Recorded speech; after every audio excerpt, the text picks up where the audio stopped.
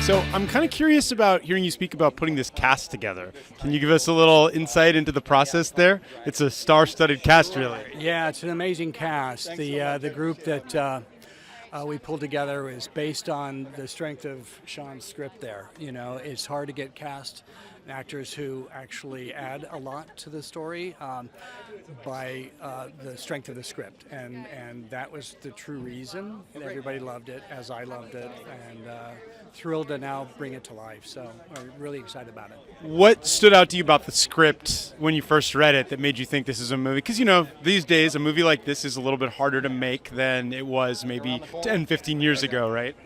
Hi. It was... Yeah, I commend Steve Asbell, who basically, based on a meeting with Sean about the story, said, I want to do it. His taste in movies exceptional, and he knew right away that it's a story that needed to be told. So it was through him that we really got the momentum we needed, and then, of course, hopefully the rest is great history. Okay, the hardest thing to pull off, probably the casino.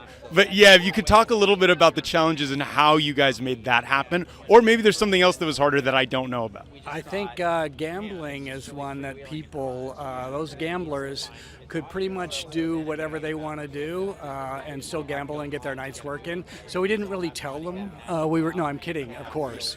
I'm kidding, of course. They didn't know, they didn't care. But it was quite involved to get that entity to allow us to close down and shut down the casino, and we couldn't afford to buy it out completely, so we bought out little pie-shaped sections, and then own those pie-shaped sections for the shoot, and let the rest of the casino action and gambling happen. So you moved.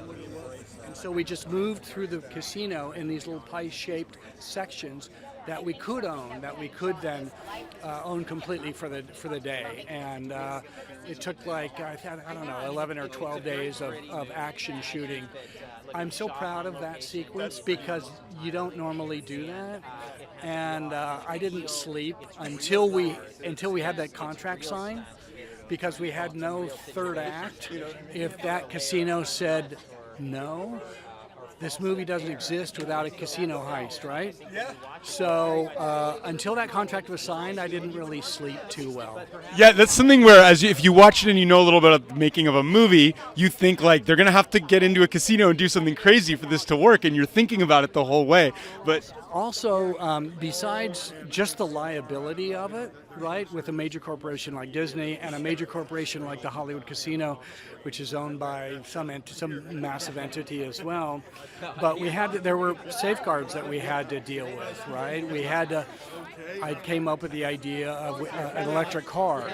We could not burn a combustion engine in a casino when it's open to everybody. You know, that's like, right? But even with the electric car, there were issues. The firemen said, well, you know, that battery could turn on fire at night, so we got to have a fireman watching it all night long, you know. And that probably cost you a whole other crazy. It was another, an added expense. But you know what? It ultimately, so proud of it. And I think I've had my fill of casino movies, but they were great, by the way. The guys at Hollywood Casino, Brad Hirsch is the general manager there, and he was a fan from the get-go. He's actually in the movie.